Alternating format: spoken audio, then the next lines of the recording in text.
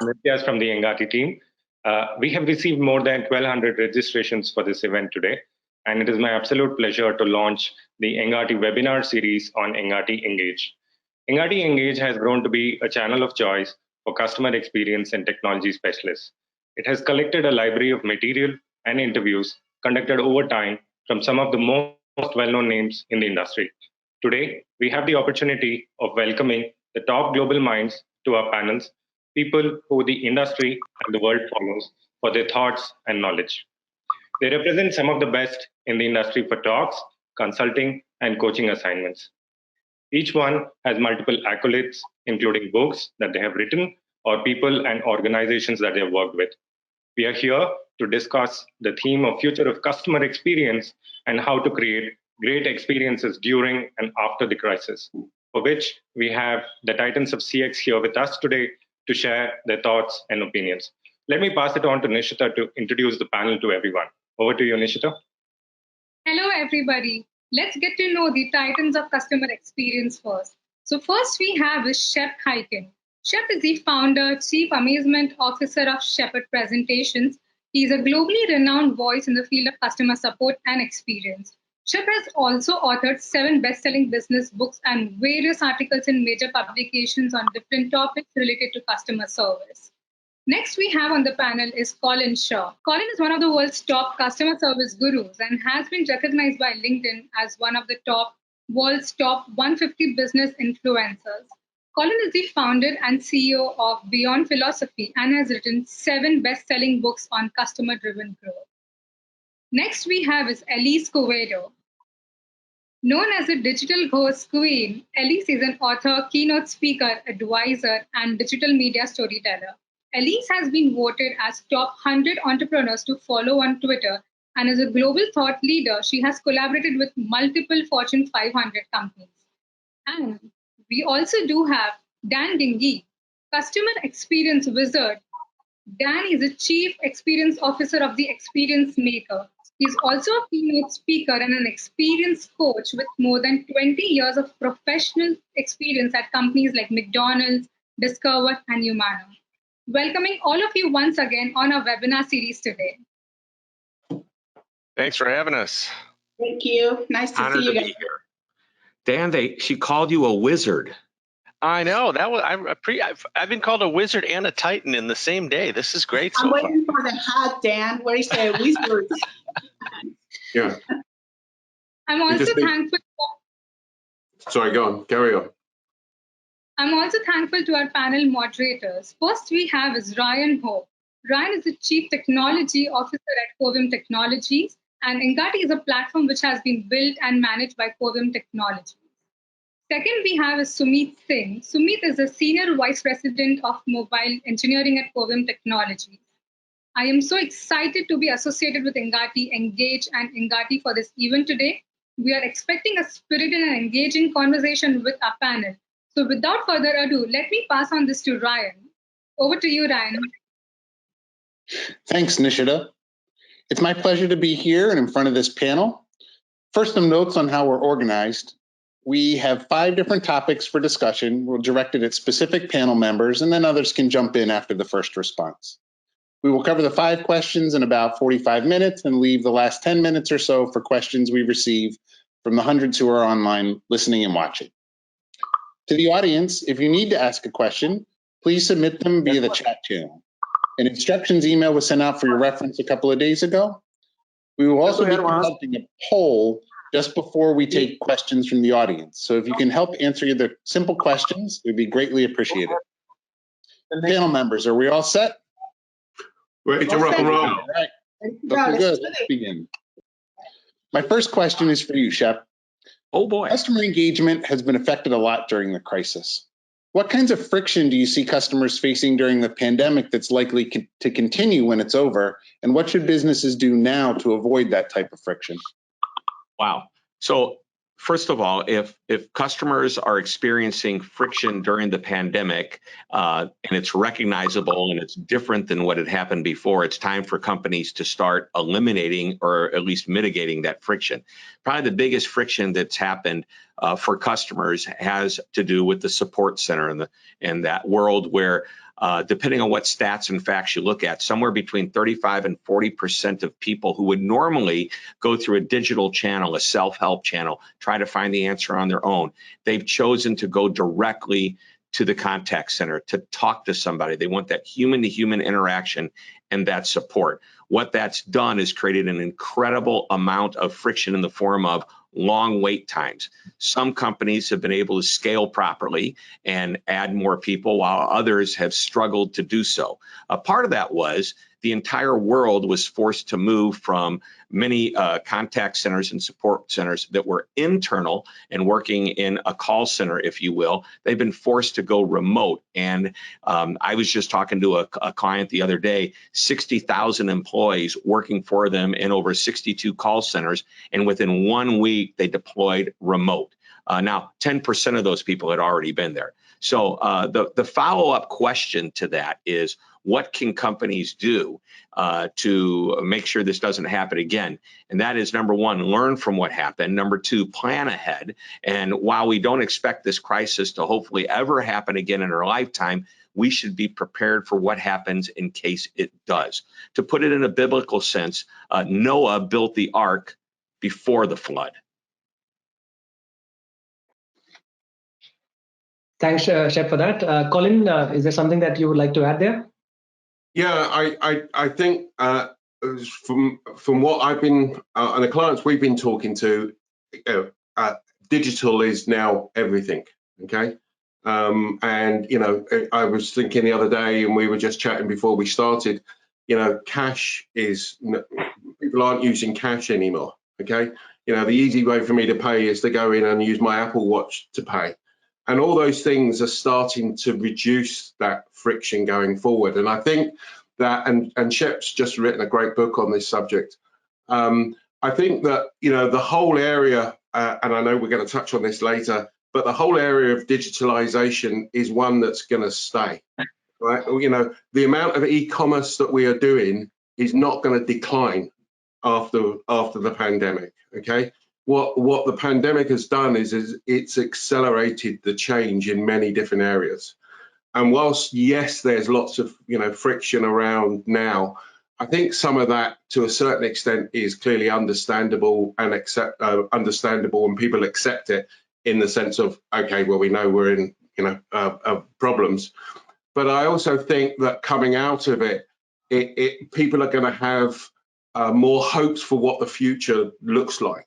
And therefore, sort of that whole area of frictionless will become even more important. So I think for me, the key thing for me is anybody that thinks that the world's going to go back to how it was and how customer experience was prior to the pandemic is living in cloud cuckoo land.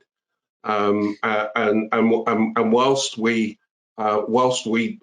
in this point, and I think we're, to a certain extent, we're getting to a bit of an inflection point in going, well, which way are we going to go? You've got organizations going, yeah, it's just going to carry on like the old business was, or no, actually, this is an opportunity to do more digitalization and therefore less friction going forward. Great point. Elise and Dan, would you like to add something before we go to the next question for Colin? Yeah, sure. I'll keep it quite short. I agree with everything that Shep and Colin said. I believe that emerging technologies are now going to play a bigger role when it comes to customer experience. And like Colin said, we are definitely not going back anytime soon to what we are used to doing. And there is one thing that people are noticing our brands is that customer behavior is changing. So how can we tackle, how can we be better? And I think this, I will talk about this later, this is how digital will come into play. And I would just add that the more things change, the more they stay the same. So I think that the expectation of high customer experience has never been higher than it is right now. And a lot of companies are not delivering. My dad told me the story the other day of a wine club that he joined, and he was trying to cancel. And he's called up twice, and he's waited twice on hold for over an hour. And I've said, Dad, don't do that, because nobody waits on hold for an hour anymore.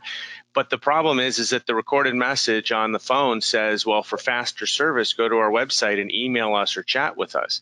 except the chat functionality is down, and he's emailed 3 times and not gotten any response. So he's sitting there and he doesn't know what to do, and there's no way to communicate with this company. And that wasn't acceptable before the pandemic, and it isn't acceptable now. So I don't want to sound unsympathetic to companies, because obviously we're all going through, including all of us on this call, are going through a situation that we could not have predicted, and really there was no playbook for. But that doesn't mean that we dropped the ball on customer experience. In fact, I think it's more important now than ever before. Have you considered that it was all the employees that have drunk all the wine is the reason why they weren't answering? It could be. They took the wine and they went home. They said, to heck with this madness. Yes. Yeah, very true, Dan. Underlying the continued importance of customer service and customer experience in these times. On the same theme, Colin, the next question is about, given the economic downturn, business-oriented organizations which treat customer service as a cost center would likely reduce budgets and maybe cut costs or maybe cut staff, right? So what reasons could you give to such organizations not to do so? So let me first of all say that back in the day, I used to run call centers. I used to have 2,500 people worldwide in call centers. So I have an affinity to that market. And the reason I'm telling you that is because what I'm also just about to say may not be what people want to hear, which is the issue for me is the question really should be, what drives value? So what do your customers value in the experience that you give to them? And if it's the contact with the call centers and the contact centers and those things that are there drive value, great. The answer to your question is you give the senior team the economic reason why you need to have it. If it is not what is needed and doesn't drive value, then it's very simple. The contact center should be declined. So I think the issue has to be, you have to put your business hat on, right? And you have to look across that experience and say, which parts of our experience will drive most value for the organization? Increase in net promoter, increase in loyalty, increase in growth, whatever it may be. Now, those are the areas that we're going to invest in. And now I believe that contact centers will be an important part of that, but not in every occasion. It may not be in Dan's father's wine example, for example. So that would be my view. True. So do make a decision based on the value. Shep or Dan? Sure. I mean, in short, yeah, I think that anytime you're going to cut somewhere, don't cut in a place that's obvious to the experience of the customer. It's pretty much that simple. If you can avoid it, do it, or don't do it. I think those are probably good words regardless. What he said, I agree. Yeah, I think the other thing that I would add is it clearly can be segmented. Okay, so we know that the millennials don't necessarily, under normal circumstances, don't normally want to use the phone. Okay, but a different segment of the market, older baby boomers, etc., would want to use the phone. So again, I don't think it's a one size fits all. It depends on the product and services you've got. It depends on the volumes you're getting. It depends on the market sectors that you're in. I would also say that over time, I think the phone hasn't gone away as fast as a lot of us might have predicted that it would have. But I do think one of the reasons for that is that other channels like social have emerged that didn't necessarily take away from phone, but they actually added to the number of engagements that companies now have with customers. And what I've seen certainly in the social space is that it started off as a channel of last resort where people went after the phone failed them or somebody didn't respond in email. And then what people realize is it's a great channel to talk with companies, especially now as we're moving to DM and it's more private chat. It's one of the fastest ways and most efficient ways to talk with a company, and so it's becoming a channel of first resort. And what that means ultimately is that resources are going to have to shift, because I think over time quantities are going to eventually go down on phone and start to come up on some of these other digital channels. And maybe this pandemic is the thing that pushes us over the edge, because as Shep said right at the beginning, we're seeing so many people move to digital that weren't there before. They're moving back to the phone. They're not to correct you, but they're moving to the phone more than they have before. They would normally go to digital, but the latest stat was 38% more go to the phone instead of digital. But to your point, Dan, we need to train these customers to go to digital, teach them how to use the resources so they don't have to call a second and third time and wait on hold for an hour. You got to talk to your father about that. Is there something that's driving the phone conversations in particular in this pandemic, do you think? Fear and frustration and the need to talk to a person. It's almost psychological. I'm not a doctor. I play one on TV, apparently. I think played a huge part in this, because without connectivity, none of us will be here today. And there's been a lot of the older population that have been on isolation for 7-8 weeks. And what has saved them is digital. It's not just a cell phone as well, it's been the smartphones, where now we have the ability to see someone face to face, not just a phone call, but to feel that we're connected better. Because at the end of the day, I think many brands also forget that behind all this technology, there is a human being first. And it goes down to also what Colin was saying about value. You worked in the call centers, or the question for Colin, people are cutting the budgets for customer service, when at the end of the day, it is customers and people that come first. We seem to have this shift towards digital everything. What about people? People first, then the rest. Absolutely, Elise. So that's actually a good transition into our third question here. So there has been a lot of talk recently about the shift towards digital transformations, but as we talked today, there doesn't seem to be any standard roadmap for adoption that organizations can follow. So what aspects of the customer experience lifecycle do you see being accelerated, and how do you keep the customer as the focus and not the technology? Wow, Ryan, I love this question, because you're right.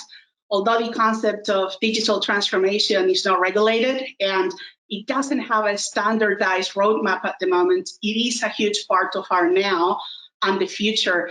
And I feel that I need to start by reminding everyone of some words that I think many of us used to have back in the day in the office walls, which was one, the customer is always right. And two, if you think you're wrong, read number one again, right? Many of us used to have that in the offices. Absolutely. Before new adoption is in place, understanding, like I've just said, customers first is key.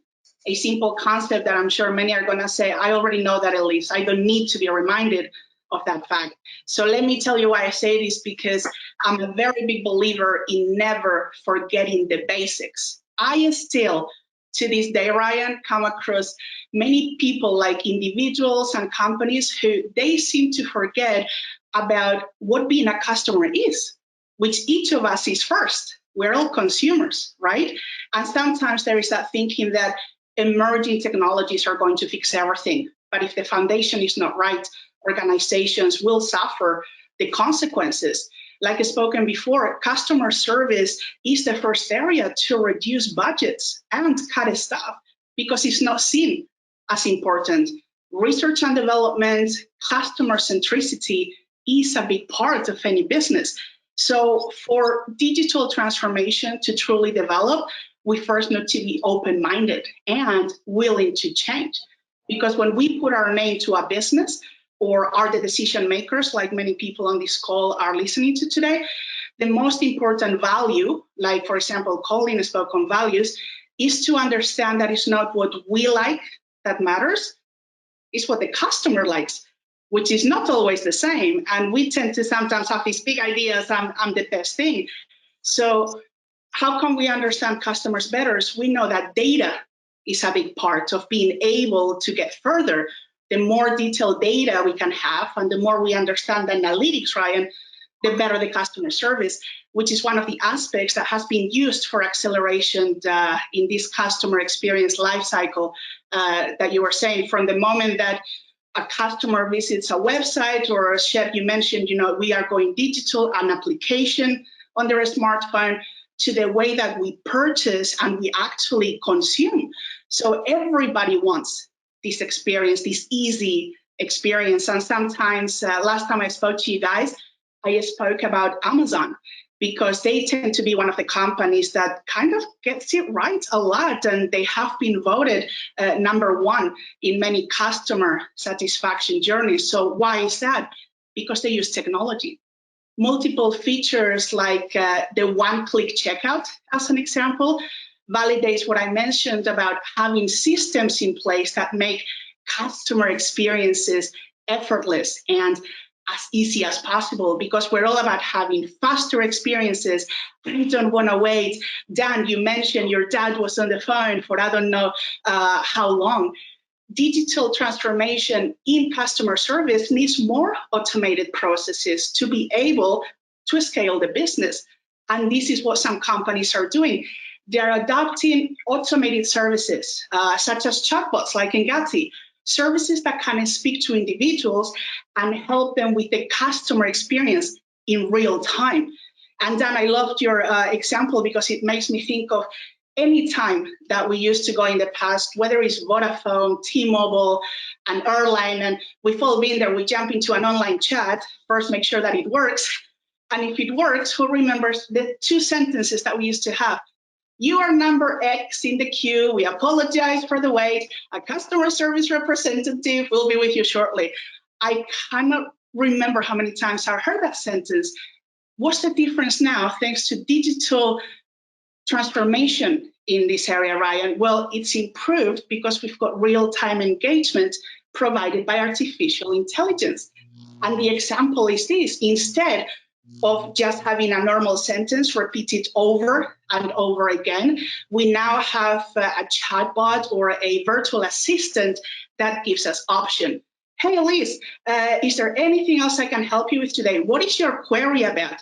And then these chatbots go into their systems, they get a lot of information, and they give you potential links to solutions that then you don't have to jump on the phone. Like, Dan, you shouldn't be waiting an hour to get something, right?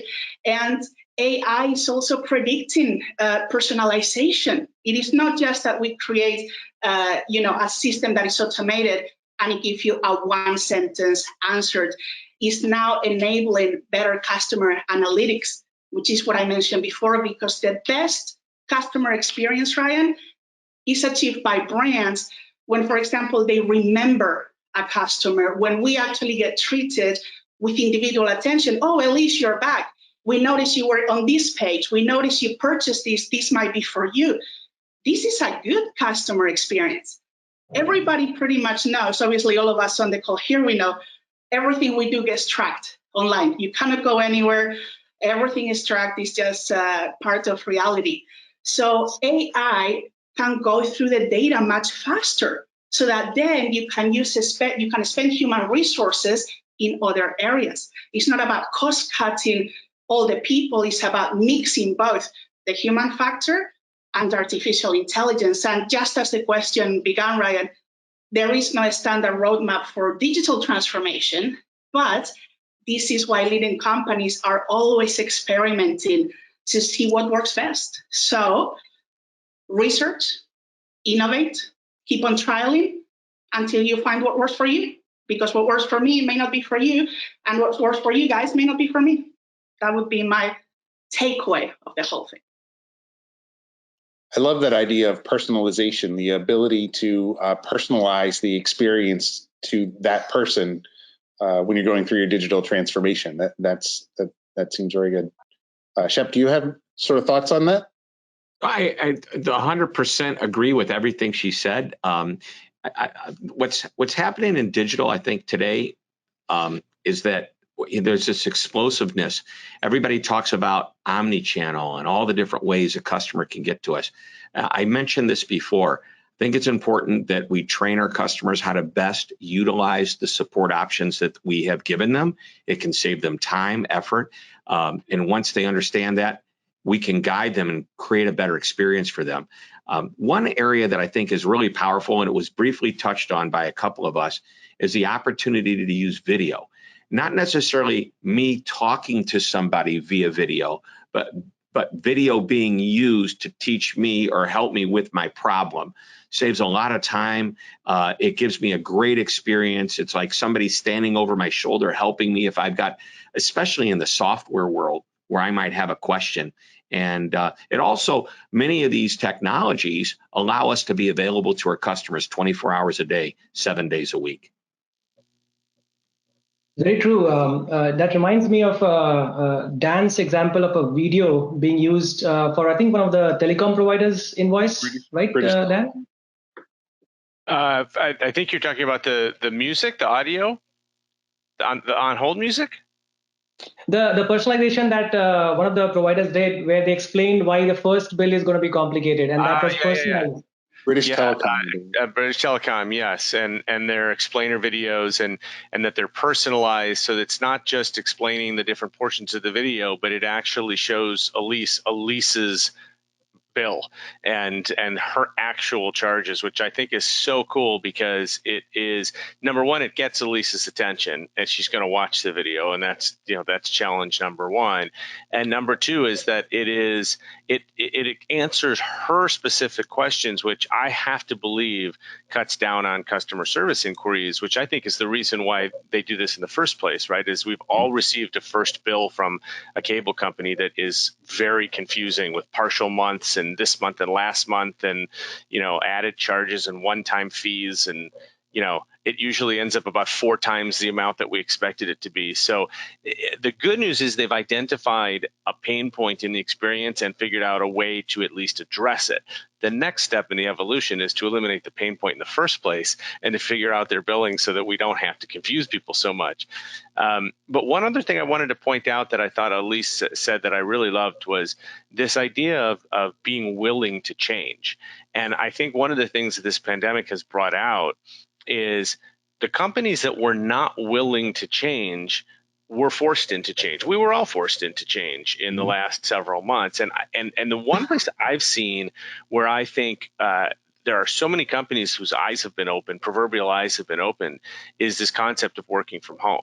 And having worked in corporate America at big companies, I worked for companies where usually there was skepticism around working from home, and we want you in the office, and only, it's only productivity only happens in the office. And now companies around the world are realizing, wait a second, we can actually have a remote workforce, whether it's a contact center like Shep mentioned, or it's management employees, whoever it is. I'm working with a client right now where a people manager told me, I am spending more time with my team now than I ever did when we were in the same building, because we've got daily huddles on Zoom or some other platform, and we're being more intentional about connecting with each other.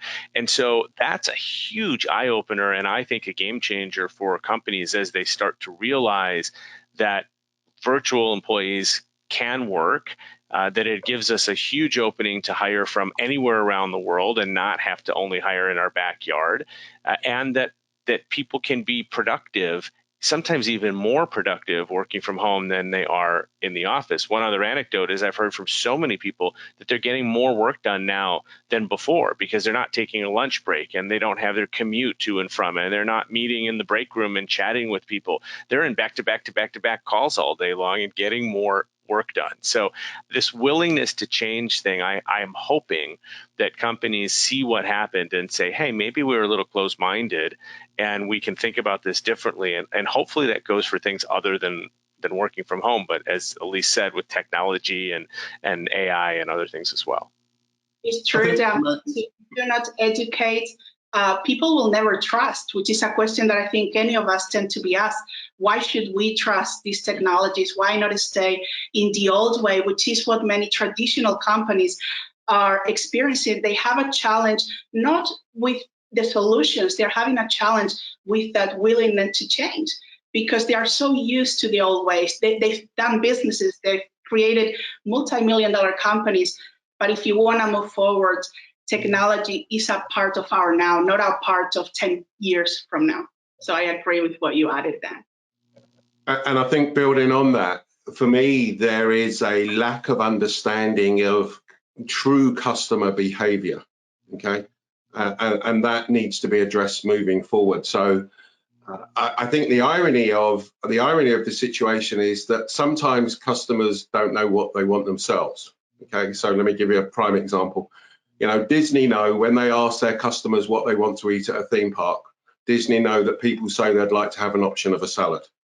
Disney also know that people don't eat salads when they go to theme parks. They eat hot dogs and hamburgers. So sometimes what customers tell you and what customers do can be very different. So just looking at a life cycle or a digital experience through rational eyes is for me the wrong thing to do. You have to embrace the fact that customers, people, all of us, are irrational. Yeah, we are irrational beings, and we make decisions not just based upon the classic things of price and speed like that. And the danger is that sort of tying those two things together. I had an experience the other day. It's funny, Elise, you talk about Amazon and AI, which I think you're totally right in the way it's going. But it was interesting because I was trying to, we had a knife that broke, okay? A kitchen knife, unusual, one broke. So we were trying to contact Amazon to turn around and say, look, the knife's broke, we want to send it back. We noticed there was a 2-year guarantee. And I initially started to chat to the chat box, and it was really a really good experience. But the thing I noticed was, and this is and now when I'm talking about behavior, I'm talking about the subconscious things, okay, the little clues. The thing I noticed was it answered me really, really quickly, okay, which made me go, I'm talking to a machine, yeah, I'm not talking to a human being.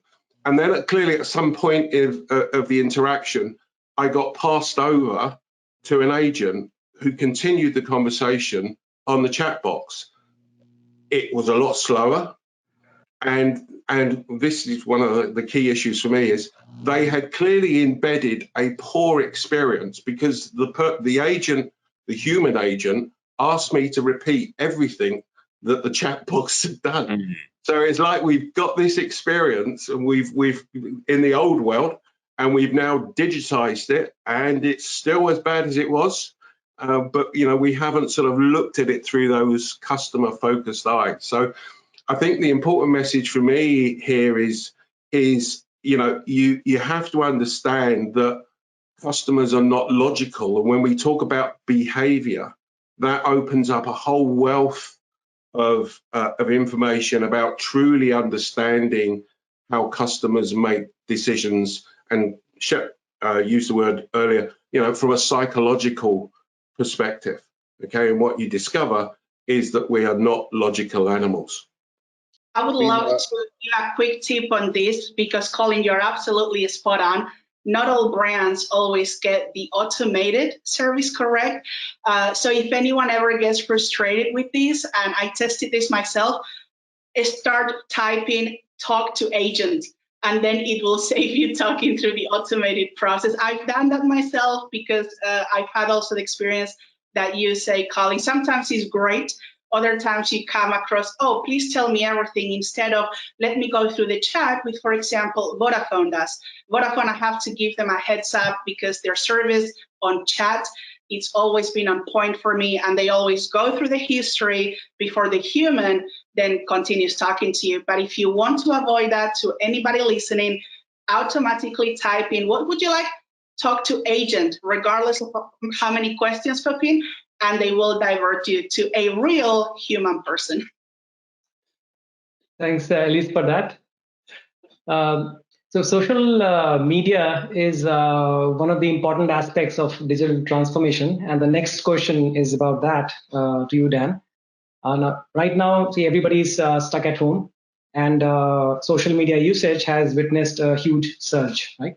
So how important has social customer care become in this situation, and what should businesses do to ensure that their customers are having a great experience with them on social media? So I was a marketer for 20 years, and when I first got into social media, I realized that it was the only marketing channel where people can talk back to you, and that's what made me fascinated by it. You know, you can't talk back to a billboard or a television commercial or really an email, but you can talk back in social media. And I think now, certainly more than ever, people are drawn to the social aspect of social media, which is a place to talk with people and connect with people. And as I mentioned before, it's also become a channel of first resort for so many people for customer service. I'll tell you that the first thing I do when I need to talk to a brand is I go to Twitter and I go to direct message. Mm-hmm. And I do that because I know that the brands prefer a private message to a public message. And that actually, I've realized, increases the chances of me getting a quick response and a positive response. But it eliminates all of the other friction points of other channels. There's no waiting on hold. There's no waiting for you're ninth in the queue on the chat. There's no waiting 24 hours for the email to respond. You know, you leave your message and you go on your day, and you really don't worry about it till the next time you log back in. So customer service in social media is critical as always, maybe more so than ever before, for some of the similar reasons. You know, social is a public channel. I like to refer to it as the world's most public customer service channel. So when as a company, when you're engaging in customer service on social, you're not just engaging with the one customer, you're engaging with everybody else that's watching the conversation. Those could be existing customers, potential customers, former customers who want to see how you treat your current customers, and people make decisions off of that, just like they make decisions off of ratings and reviews and other type anecdotes that help us decide which companies we want to do business with. So I think it is as critical as ever. And the thing that I would advise to companies, the one thing that I think gets glossed over is that the people that we need to hire for digital channels generally, but specifically for social because it's public, they require a different skill set than we were hiring in the phone centers, in the call centers for years and years. The first and most obvious thing is they have to be able to write. And no time before did we ever ask for, say, writing samples when we were hiring people. And that, to me, is now a critical piece to hiring digital service people. But also in social media, I always recommend that they have some training, or that you give them some training on public relations, because they are actually the voice of your company, whether you want them to be or not, when they're answering out in public. And answers can be misconstrued.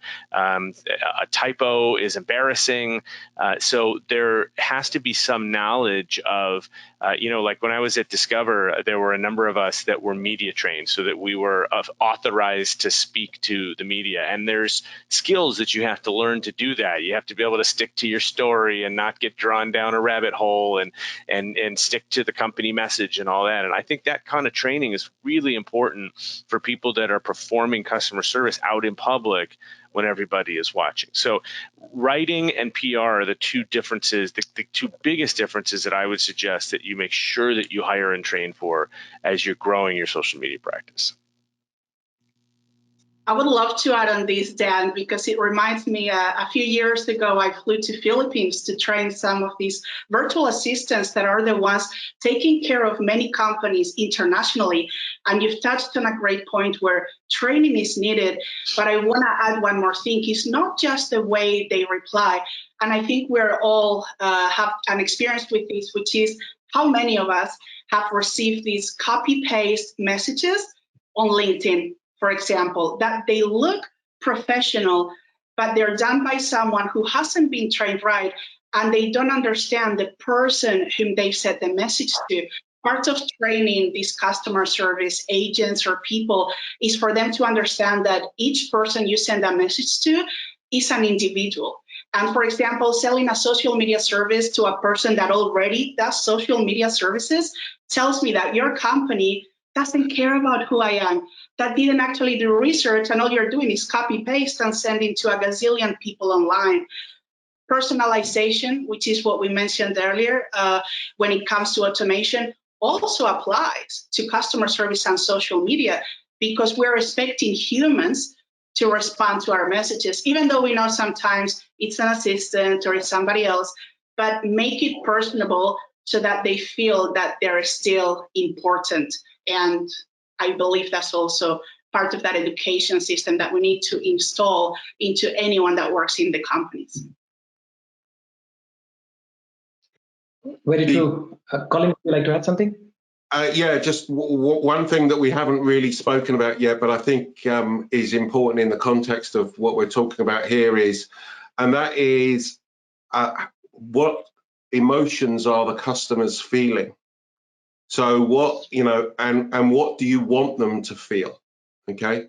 So one of the key questions that I would challenge the audience with is, what's the experience that you're trying to deliver to your customers? Can you articulate it? If you were to go to the social media channel, would they be able to tell you what it is? Would it be the same as the marketing channel? Would it be the same as customer service? And typically what we find is that most organizations have not defined what the experience is they're trying to deliver and what emotions they're trying to evoke in their customers. And therefore, when you start to chunk that down into going, well, how am I responding? So in Dan's examples, how you write the words, what words you write is dependent upon what experience that you're trying to give and what emotions you're trying to evoke in your customers. So it should spread from that strategy all the way down into the person physically interacting with that customer. And all too often, that strategy has not been put in place. And what happens is the social media team do what they think's the right thing, the customer service team do what they think's the right thing, the marketing message is this, and the customer sees that there's a different feel between each of the different parts of the organization. So I just wanted to chip that in.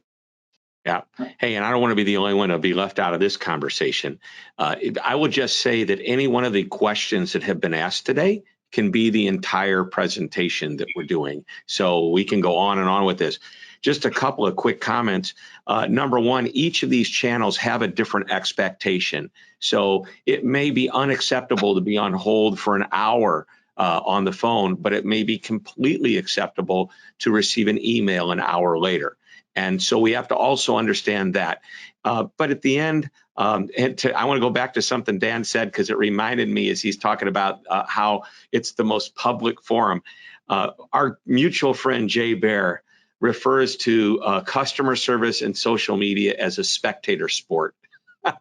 And that we get to see, as spectators, we can watch how a company is handling whatever it is that they're dealing with. So there you go. It almost provides amplification for both the good companies and the bad companies when you see them that way. Yeah. It is also a great way, just one quick note, Ryan, based on what Shep said, it is a great way to check out on your competition, not only just for fun, but watch how the big giants are doing it, the ones that are doing it right, not everybody, okay, but how are they doing it and how does that apply to us? It is a great learning tool that it costs $0. Absolutely. So Shep, let's move on to one final question here for you. We just had a panel discussion on our sister channel last week, The Future of Work, where their discussion was alluding to the era of customer centricity becoming secondary to the employee centricity in these times of fear and uncertainty. How can companies successfully balance focus on their employees, their inside, with the focus on their customers outside? Well, I think it's almost like a parallel universe. What's happening on the inside of an organization is going to be felt on the outside of the organization. A number of years ago, I wrote a book called The Amazement Revolution, and one of my favorite parts of that book is a section at the end about what basically the culture of a company. And Herb Kelleher the former president, CEO, chairman of Southwest Airlines, which is in the U.S. major airline. Perhaps you've heard around about them in the rest of the world. Done very well. He was posed the question: who is more important? The stakeholders, meaning the investors that are putting money into a company, the customers who are the passengers of the airline, or the employees who work it. And he thought about it, and at first he called it a conundrum. Those were the exact word he used to describe it. He says, I believe that it is the employees that we take care of first, because if we do that, they will engage better with the customer, who's their passenger. And if the passengers are happy with the employees taking care of them, they're going to want to fly on the airline again. That's going to make the investors happy. And then after it was proved to be correct, he says, it's not really a conundrum at all. And I'll close with something that I refer to as the employee golden rule, which ties into this.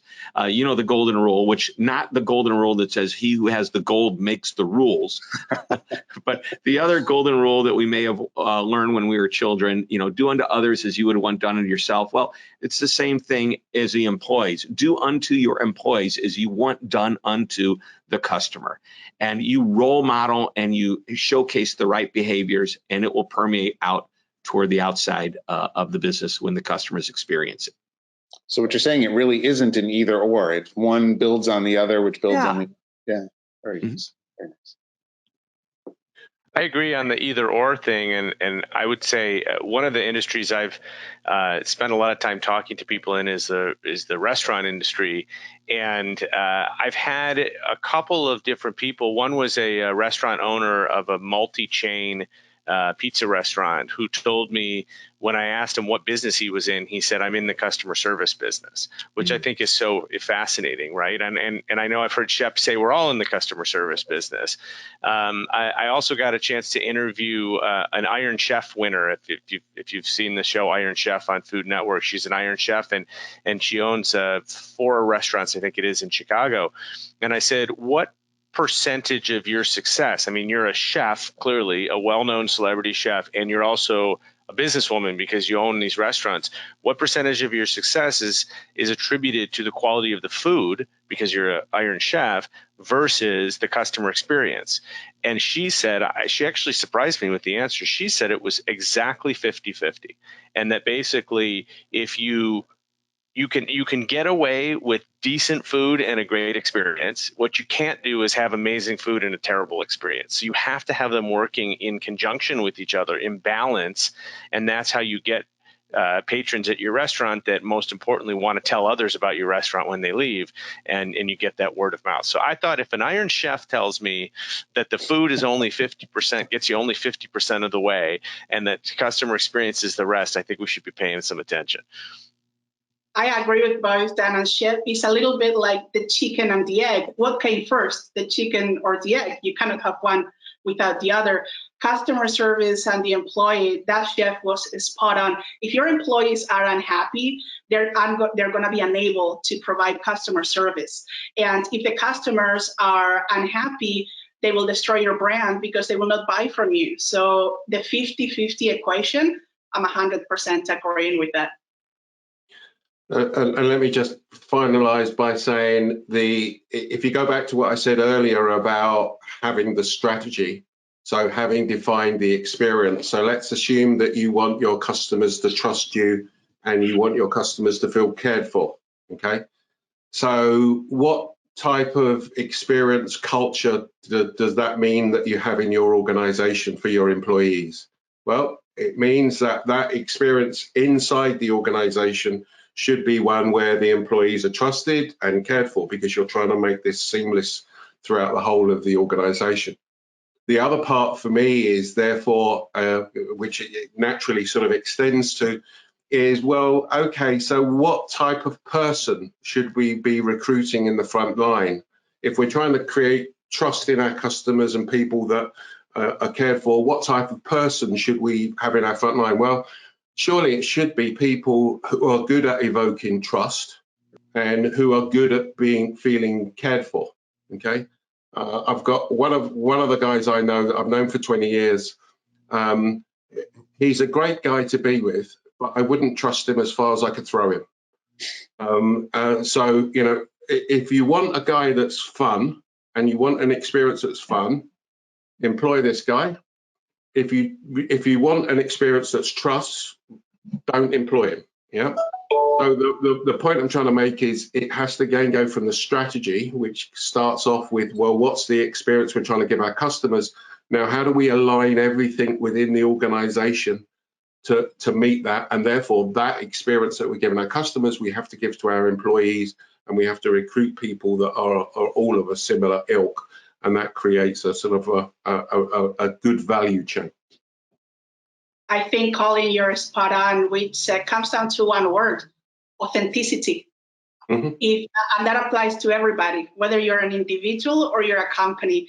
If you're messaging or in any areas, whether it's social, through emails, through an interaction, is not authentic, people are going to notice that, and they will walk away to the competition. I think that's one of the summaries that I always tell. No matter what you do, use your own voice, be authentic, and stop about everybody else. What is your product? Are you passionate about it? Do you truly believe in it? Then do it with honesty, with integrity, and with authenticity. Wow, I think that was an amazing and an insightful conversation. So everybody in the audience, you can now see the poll. If you can take 1 minute and answer the poll question, that would be great. And meanwhile, we would move on to getting the questions from the audience. So the first question which I have is from Peter Jones, and that's for Mr. Colin. How do you think customer experience will evolve during and post the COVID era for SaaS companies? I think, well, if I knew what was going to happen, I'd be a very rich person. Yeah. But what I do know is this: it's not going to go back to how it was. If you just take some of the conversation that we've been having, the change that we've been through in such a rapid period of time will get consolidated on. The use of technology. You know, I read something the other day. Zoom is now worth more than the 7 world's largest airlines. Okay, you know, so you should have invested in Zoom. Tell me about it, mate. I told you I wasn't a rich person. So if you take all of those things, you take the sort of the digitalization, if you take how people are going to start to create an experience that's effectively, you know, here's an interesting question. What's your experience 6 foot apart? You know, what it really tells me is that all the journey maps that have been done need to be redone. Okay, all of the ways that we've looked at how a customer interacts with us is now going to change. If you go back to what I was just talking about there in terms of customer emotions, I mean, name me a more emotional point, you know, in the world's history, not in the world's history, but in recent history. You know, it's probably 9/11 is probably the only other example, you know. And therefore, I think all of these things are really going to have an emotional impact on people. Yeah, and I think, and we were talking a bit about it before we kicked off the session, if you just look at the way the world has dealt with the pandemic and the different lockdowns that we've had and the way that things are being opened up in different countries, et cetera, and the different groups of people, so older people being more at risk, et cetera. Now, you know, think of those people as being those individual customers. Those customers are going to be feeling in different ways. So therefore, the way they interact with you is going to be different.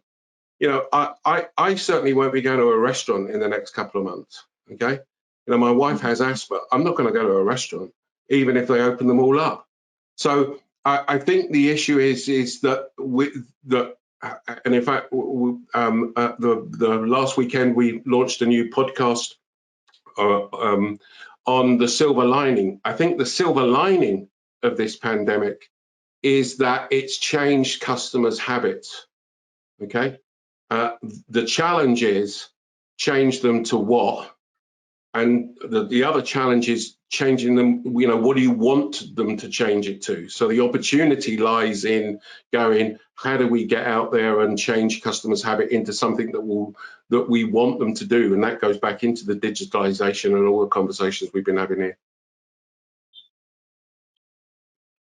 Okay. The next question is for Surekha from Shep. Apart from the voice of customer programs, what are the other initiatives that can continue to improve customer engagement levels? On one end, we spoke about customer behavior changing. What is the other aspect of it from customer? What other initiatives? Wow. Yes. Boy, that's a great question. And I'm not sure I'm going to give the right answer, but I'll take a quick stab at it. And by the way, I know we probably have a lot of questions, so I'm going to be quick. Voice of the customer, the moment you said that, that was like, well, that's what we need to be listening to, getting the right feedback. And by the way, I want to take a very quick answer to this. Metrics are metrics. There's a lot of metrics out there: NPS, Net Promoter Score, CSAT, customer effort, all these different Here's the point. All those metrics are important to a point, and then the next metric, which I feel is most important, is the customer coming back to do business with us. If we don't get that one, none of the other satisfaction type questions matter at all. So I would say you're listening to the customer, but get the right feedback. So make sure you're spending the right time to do that, and it should be short, concise, and to the point. Thank you. So the next question is for Dan, and this is a question which has come from Yannick Gran and a similar question from Murtuza. So Dan, what can we do to motivate our internal customers? And what's your thought about the level of helping the customer service agent in managing a customer emotionally? Yeah, that's a really good question. And as we said before, how we treat our employees is going to end up affecting quite a bit how we treat our customers, because it's the people that are in the front line that are really feeling how our company acts and reacts. And so I think especially now, it is so critical that we're sympathetic and empathetic to our employees. The good news is this is one of the only times in human history, maybe the only time, where everybody in the world is experiencing the same thing at the same time. So having empathy isn't as hard as it usually is, right? Because we know what our employees are going through right now. We know the stresses they're going through. We know the people that are working from home and trying to balance kids and pets. And I'm surprised no kid or pet has walked into this webinar while we're talking, right? Because we're all sort of used to that now, and we can be empathetic to it. We can be empathetic to that parent that needs to, take time off during the day because they got kids running around and et cetera. So the more that we can show that empathy to our employees and make them happy and safe, I think safety is going to be this keyword. Safety is going to be the buzzword of the next 12 to 18 months for employees and for customers.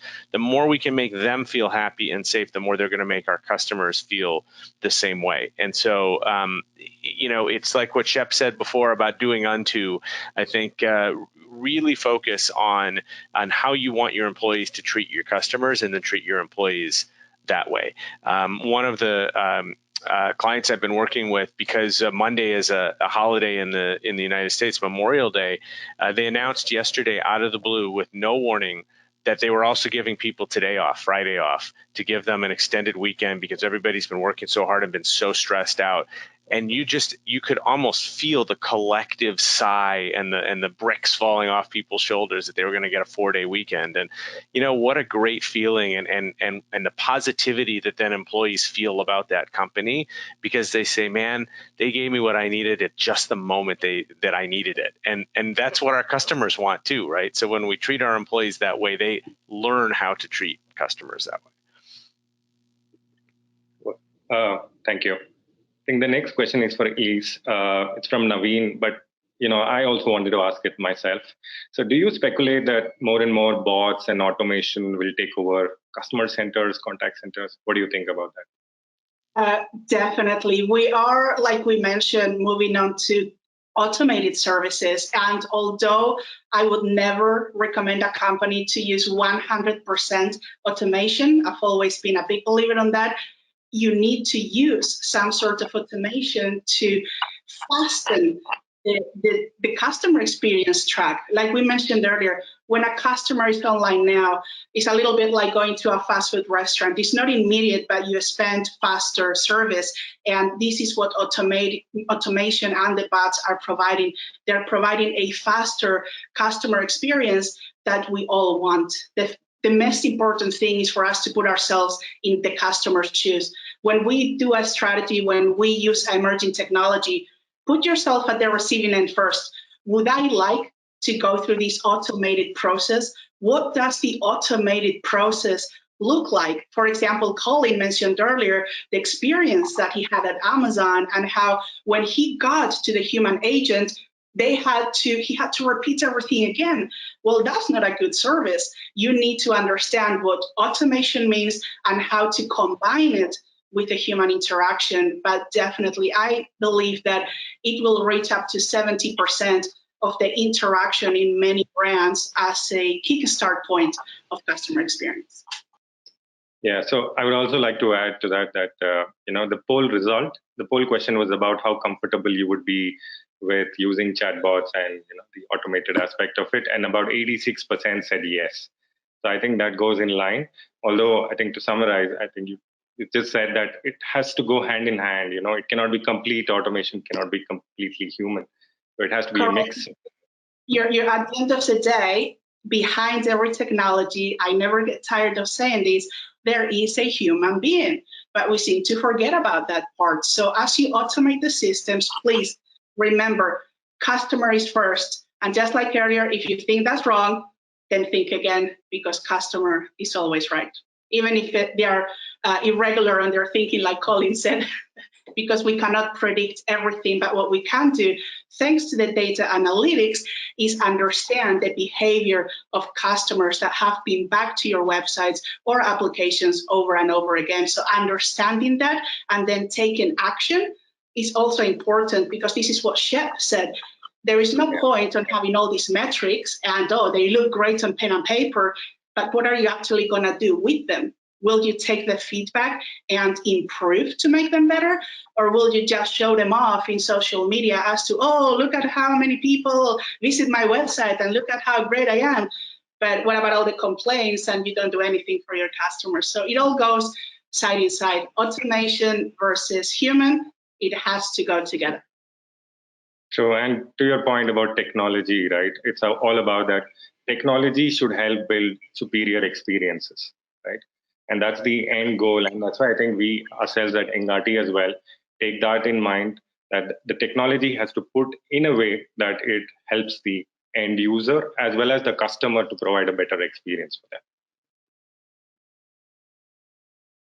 So the next question I have is from Stephanie, and that's for Shep. So Shep, how do you train customer service to use digital while still being remote? And Shep, people like Stephanie and others are also interested in knowing more about the research that you were quoting earlier. Oh, sure. So actually what I was doing is I was quoting from the 2020 ACA survey. For one of my stats, and it's a report that we went out and did, which we surveyed over 1,000 people. I wrote an article in Forbes, and there was some research that actually had research in the UK and in the US about the need for customers to be connecting. I wish I could tell you the exact title, but if you go to Forbes.com, type in my name, Hyken, go back about 3 weeks, you'll find the article, which has that and many other stats that basically say, hey, the human need is there. All of the ideas related to technology, especially what Elise was talking about just a few minutes ago, if we can get people to use technology and a digital experience, a self-service experience, great. There must quickly be a human fallback. It must be seamless and easy. The example Colin was saying where somebody's online and they were talking to a chat bot and then they switched to a human and it was really obvious. It shouldn't be, it's okay to be obvious, but it shouldn't create friction like having to go back and start all over again. So seamless, quick fallback. I know I'm now getting off the original question, but research can be found on that article. And if anybody's interested, type in hyken.com/2020 ACA, which stands for Achieving Customer Amazement. So, and there's plenty of stats and facts in there, especially about social media. Because we all needed another acronym, so thank you for adding that to our list. Okay, I thought, why not? It's my shortcut to saying, my word amazement. I love it, but achieving customer amazement. Okay. Thank you. I think we did receive a lot of questions, but I guess we are a little over time. So last question for today, and it is from Rock to Dan. What do you think are the best channels for B2B customer services? Social networking a good idea? Well, thank you for the question, Rob. You're not going to like my answer because my answer is going to be wherever your customers are. And given that every B2B company is different, the answer may be different. Can B2B companies be successful on social media? Absolutely, they can be. And there's lots of examples out there of companies that show personality, even though they're selling software, and that can be witty and that can be interesting and share content across topics that show thought leadership, and then also can be very responsive. I think that for the most part, the mistake that B2B companies make is they think that they're different. And I've worked for B2B companies, and I've worked with B2B companies, and I've heard so many times, well, we're B2B, does this apply to us? And my answer, again, which sometimes isn't always satisfactory to people, is, well, that depends. Are you marketing to a human being, or are you marketing to a building, right? Just because we're business to business doesn't mean that we're marketing to an ivory tower building. We're marketing to other human beings.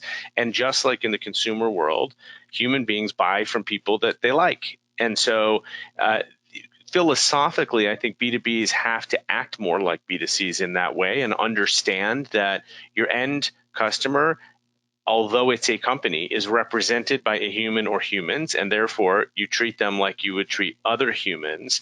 And if those humans are coming to you on social media, you got to be there to answer. If they're not, and frankly, they are less often than with B2Cs, then you need to be in the channels that they are. Yeah, I think that was amazing.